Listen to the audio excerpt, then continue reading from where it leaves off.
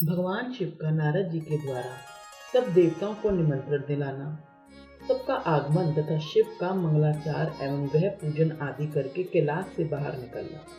नारद जी बोले, विष्णु शिष्य महाप्राज्ञ तात विधात आपको नमस्कार है।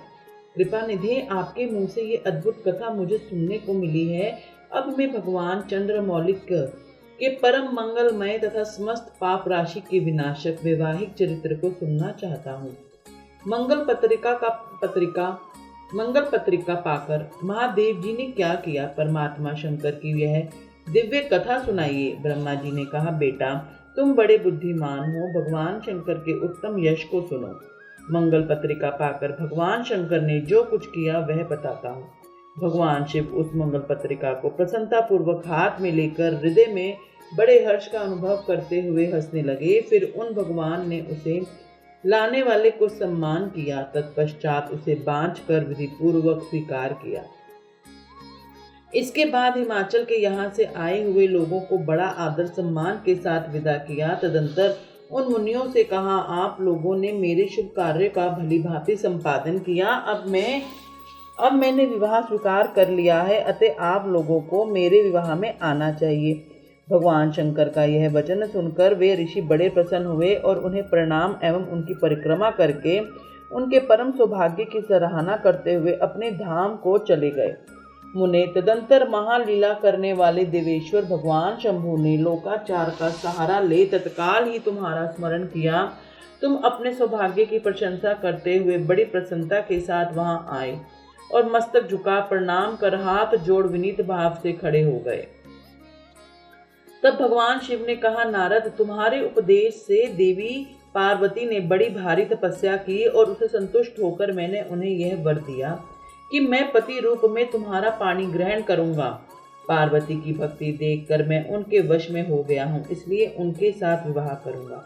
सप्तऋषियों ने लगन का साधन और शोधन कर दिया है, अतः आज से 7वें दिन मेरा विवाह होगा। उस अवसर पर लौकिक रीति का आश्रय ले मैं महान उत्सव करूंगा। मुने, तुम विष्णु आदि सब देवताओं, मुनियों और सिद्धियों को तथा अन्य लोगों को भी मेरी ओर से निमंत्रण करो। जब लोग मेरे शासन की गुरुता को समझकर प्रसन्नता और उत्साह के साथ सब प्रकार की सज धज कर स्त्री पुरुषों को साथ लिए यहाँ आए। ब्रह्मा जी कहते हैं, मुने, भगवान शंकर की इस आज्ञा को शिरोधार्य करके तुमने शीघ्र ही सर्वत्र जाकर उन सबको निमंत्रण दिया। तत्पश्चात शंभु के पास आकर उनकी आज्ञा के अनुसार तुम वहीं ठहर गए। भगवान शिव भी उन सब देवताओं के आगमन की कष्टापूर्वक प्रतीक्षा करते हुए अपने गणों के साथ वहीं रहे। उनके सभी गण संपूर्ण दिशाओं में नाचते हुए वहां बड़ा भारी उत्सव मना रहे थे। इसी बीच में भगवान विष्णु सुंदर वेश धारण किए अपनी पत्नी और दल बल के साथ शीघ्र ही कैलाश पर्वत पर आए और भक्ति भाव से भगवान शिव को प्रणाम करके उनकी आज्ञा पाकर प्रसन्नता पूर्वक उत्तम स्थान में ठहर गए। इसी प्रकार मैं अपने गणों के साथ स्वतंत्रता पूर्वक शीघ्र ही कैलाश चला गया और भगवान शंभु को प्रणाम करके अपने सेवकों सहित सानद वहां ठहरा। तदंतर इंद्र आदि लोकपाल और उनकी स्त्रियां आवश्यक सामान के साथ खूब सज धज कर वहां आई। वे सब के सब उत्सव मना रहे थे। तत्पश्चात मुनि, नाग, सिद्ध, उपदेवता तथा अन्य लोग भी निमंत्रण हो उत्सव मनाते हुए वहां आए। उस समय महेश्वर ने वहां आए हुए सब देवता आदि का पृथक पृथक सहर्ष स्वागत सत्कार किया। फिर तो कैलाश पर्वत पर बड़ा अद्भुत और महान उत्सव होने लगा। देवांगनाओं ने उस अवसर पर यथा योग्य नृत्य आदि किया। विष्णु आदि जो देवता भगवान शंभु की विवाहिक यात्रा संपन्न कराने के लिए इस समय वहां आए थे, वे सब यथास्थान पर ठहर गए। भगवान शिव की आज्ञा पाकर सब लोग उनके प्रत्येक कार्य को अपनी ही कार्य समझकर निरंतर रूप करने लगे और इसे शिव की सेवा मानने लगे। उस समय 7 मातृकाएं वहां बड़ी प्रसन्नता के साथ शिव को यथा योग्य आभूषण पहनाने लगी। मुनि श्रेष्ठ परमेश्वर भगवान शिव का जो स्वाभाविक वेश था वही उनकी इच्छा से उनके लिए आभूषणों की सामग्री बन गया।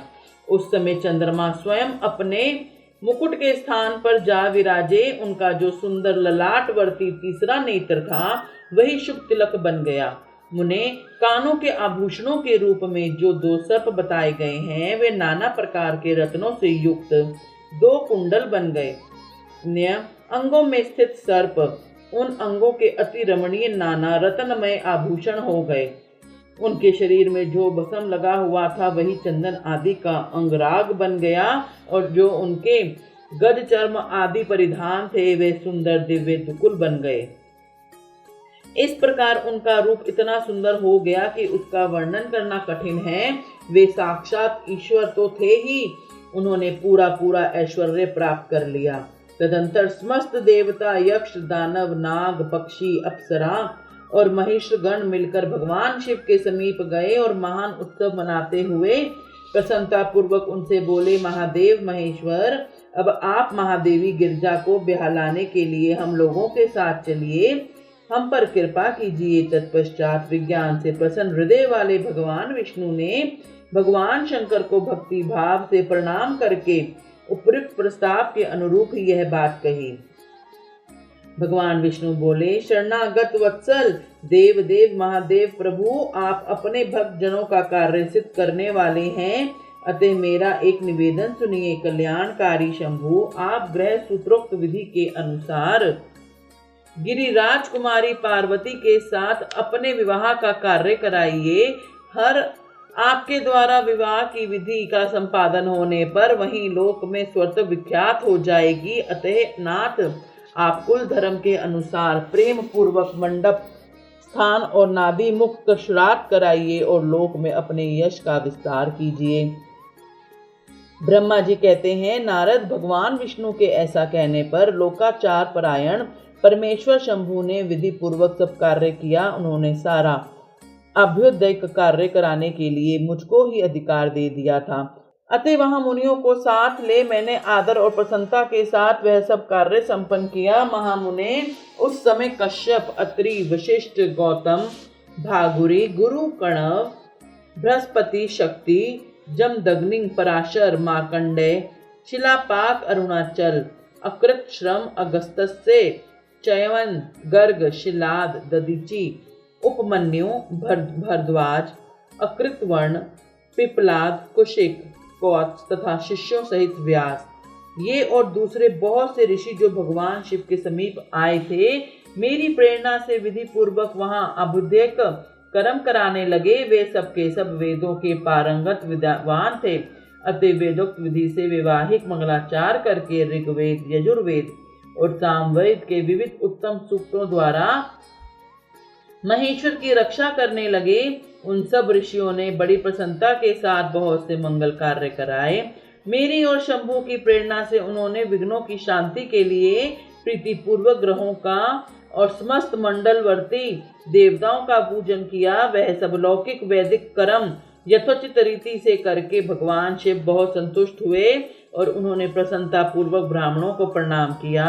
तदंतर वे सर्वेश्वर महादेव देवताओं और ब्राह्मणों को आगे करके उस गिरिश्रेष्ठ कैलाश से हर्षपूर्वक निकले। कैलाश से बाहर जाकर देवताओं और ब्राह्मणों के साथ भगवान शंभु, जो नाना प्रकार की लीलाएं करने वाले हैं, सानद खड़े हो गए। उस समय वहां महेश्वर के संतोष के लिए देवता आदि ने मिलकर बहुत बड़ा उत्सव मनाया। बाजे बजे तथा गान और नृत्य हुए। ओम।